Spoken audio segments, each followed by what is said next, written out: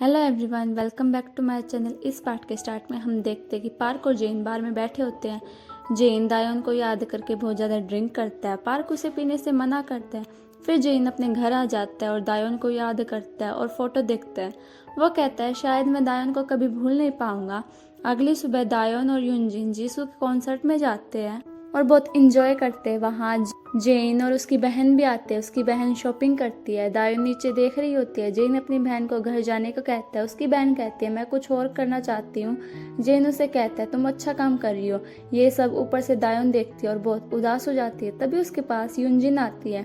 जेन car में होता है। वो अपना हाथ देखता है और दायोन को याद करता है। दायोन भी अपने घर पर होती है और उस गुड स्टैम्प को देखती है और जेन को याद करती है। दूसरे दिन दादाजी उठते हैं और कैंग से पूछते हैं कि क्या सच में जेन ने दायोन से ब्रेकअप कर लिया। कैंग कहते हैं हाँ ये सच है। दायोन जेन को भुलाने के लिए खुद को बिजी रखती है और ड्राइविंग भी सीखती है। जेन का काम में मन नहीं लग रहा था। तभी कांग उसके पास आता है और उसे याद दिलाता है कि चेयरमैन की बेटी के साथ उनका लंच है।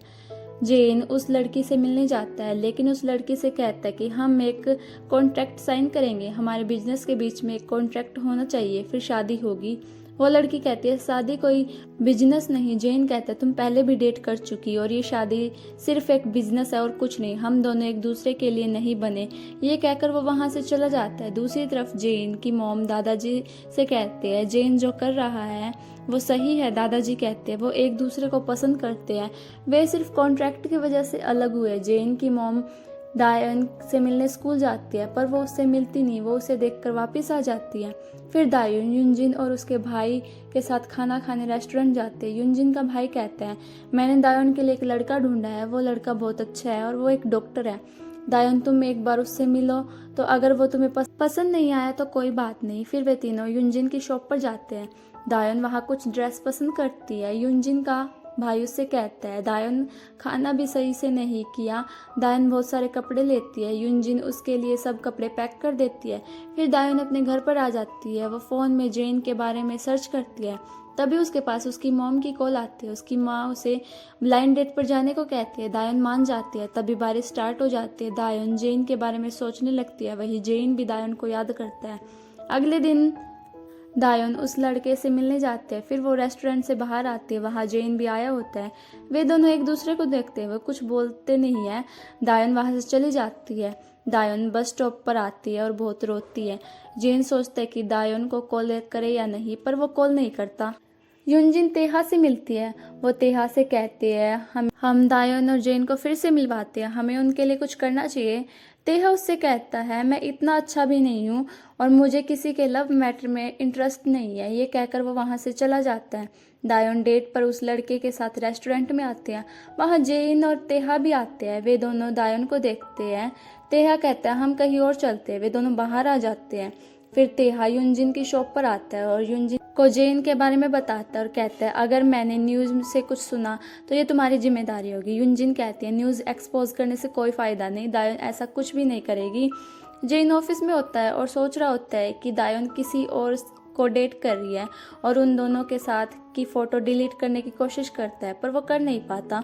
वो मीटिंग में होता है पर उसका मीटिंग में भी ध्यान नहीं होता।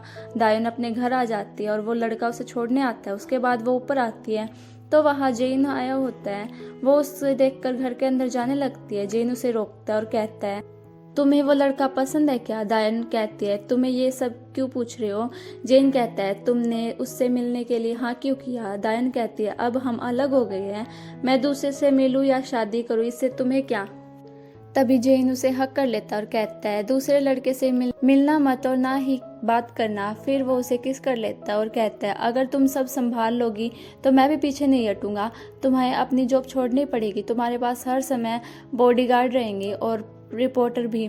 दायोन कहती है मैं इतना सब नहीं सह पाऊंगी। वो कहता है बाद में सब ठीक हो जाएगा। हम दोनों बिल्कुल नहीं बदले। हम वापस सब कुछ शुरू करेंगे। मैं तुमसे शादी करना चाहता हूँ। दायोन कहती है मुझ में हाँ करने की हिम्मत नहीं है और घर के अंदर चली जाती है। अगले दिन दायोन स्कूल से निकलती है। जेन बाहर खड़ा होता है। जेन उसका हाथ पकड़ कर ले जाने लगता है। वो नहीं जाती। जेन उसे जबरदस्ती कार में बैठा देता है। जेन उससे कहता है तुम किसी और को तो डेट नहीं करी ना। दायोन कहती है नहीं। जेन कहता है मैं भी किसी और को डेट नहीं कर रहा। दायोन कहती है क्या सच में। जेन को याद आता है और वो हंस कर कहता है तुमने हमें होटल रूम में जाते नहीं देखा। दायोन गुस्सा हो जाती है। जेन उसे सब कुछ बता देता है कि वो उसकी छोटी बहन है। फिर वे दोनों घूमने जाते हैं। जेन कहता है मैं नहीं चाहता कि मैं किसी और से शादी करूं और तुम्हें किसी और से शादी करता देखूं। हम एक दूसरे से प्यार करते हैं, फिर भी हम ब्रेकअप क्यों कर रहे हैं। दायोन उसे हक कर कर रोने लगती है। फिर जेन दायोन को घर छोड़ने आता है और उसे हक करके कहता है मैं तुम्हारे साथ एक बार भी नहीं सोया हूँ, और अंदर बेड पर जाकर सो जाता है और दायोन को अपने पास बुलाकर सुला देता है। नेक्स्ट सीन में जेन अपनी मॉम से कहता है मैं दायोन को नहीं छोड़ सकता, मैं उसे किसी और लड़के के साथ नहीं देख सकता, मैं नहीं चाहता वो किसी और की हो, मैं उसके बिना नहीं रह सकता। फिर दायोन जेन के साथ दादाजी से मिलने जाती है। तभी वहाँ जेन की मॉम और दादाजी आते हैं। दादाजी दायोन से कहते हैं तुम बहुत समय बाद मिली, पर वो कहते हैं मैं आपसे पहले कभी नहीं मिली। दादाजी कहते हैं तुमने मेरी जान बचाई थी। दादाजी उसे एक एनवलप देते हैं, उसमें पैसे और हॉस्पिटल बिल होते हैं। ये देखकर दायोन को सब याद आ जाता है। दादाजी कहते हैं अगर उस दिन तुमने मेरी हेल्प नहीं की होती तो मैं आज नहीं होता। दादाजी जेन से कहते हैं तुम दोनों की शादी की तैयारियां शुरू करो। फिर दायोन और जेन दायोन के पेरेंट्स से मिलने जाते हैं। दायोन की फैमिली इस शादी के लिए मना कर देते हैं। जेन कहता है मैं दायोन का ख्याल रखूंगा। दायोन के पापा कहते हैं जरूरत नहीं है, दायोन एक डॉक्टर से ही शादी करेगी। दायोन उनसे कहती है मैं जेन को बहुत पसंद करती हूँ। तो उसकी मॉम कहती है पसंद एक अलग बात है और रहना एक अलग, तुम दोनों साथ में रहोगे तो चीजें बदल जाएगी। दायोन की मॉम दायोन से कहती है अगर तुम्हारा पार्टनर अलग हुआ तो तुम जिंदगी भर पछताओगी। दायोन के पेरेंट्स इस शादी के लिए मना कर देते हैं। फिर वे दोनों बाहर आ जाते हैं। जेन उससे कहता है अगर तुम भागना चाहती हो तो मैं तुम्हारे लिए कुछ भी करूंगा। दायोन कहती है अभी हमारे पास बहुत टाइम है। जेन कहता है हम तुम्हारे मॉम डैड को मना कर रहेंगे। अगले दिन वो दायोन के मॉम डैड शादी के लिए मनाने उनके घर जाता है, पर उसकी मॉम गेट नहीं खोलती। अगले दिन फिर जेन उनके घर जाता है, पर वो गेट नहीं खोलती। फिर वो अगले दिन भी उनसे मिलने जाता है। दायोन के पापा जेन को अंदर बुलाते हैं। फिर दायोन भी अपने घर आते हैं। वो अपनी मॉम से जेन के बारे में पूछती है। इतने में जेन रूम से बाहर आता है। उसने बहुत ज़्यादा ड्रिंक की थी। जेन दायोन से कहता है तुम्हारे पापा मान गए, पापा ड्रिंक कंपटीशन में हार गए। दायोन से मिलने जेन स्कूल में आता है और उससे कहता है बहुत जल्द मीडिया हमारे बारे में न्यूज़ रिलीज करेगी। वो कहता है तुम जॉब छोड़कर हमारे बच्चों का ख्याल रखना। जेन कहता है इस बार हमारे कॉन्ट्रैक्ट में ऑफिशियल स्टैंप भी लगेगा, डिवोर्स लेना हमारे कॉन्ट्रैक्ट के खिलाफ होगा।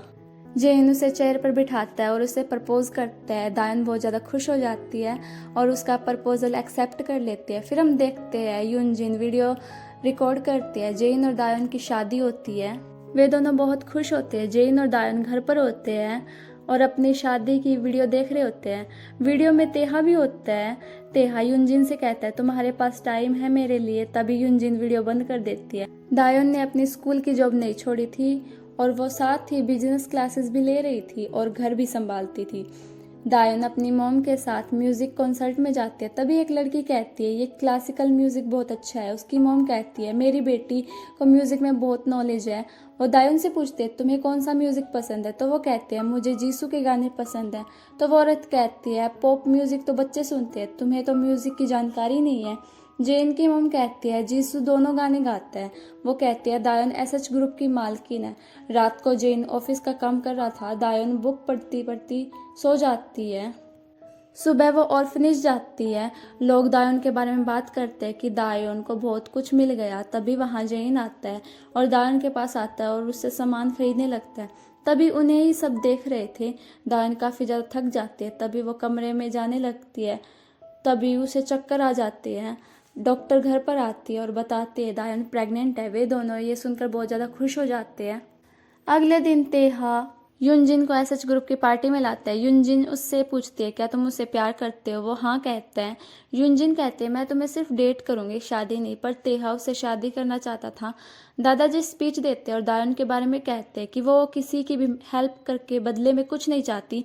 दुनिया में ऐसे लोग बहुत कम होते हैं। वो कहते हैं दुनिया में ऐसे सिर्फ 1% लोग हैं जो कि 99% लोगों का लक होते हैं। फिर जेन दायोन बाहर आ जाते हैं। जेन कहता है दादाजी का सब कुछ हम डोनेट कर देंगे, मुझे उनका कुछ नहीं चाहिए, मैं सब कुछ खुद करना चाहता हूँ। उनकी वजह से तुम मेरे पास हो और मुझे कुछ नहीं चाहिए।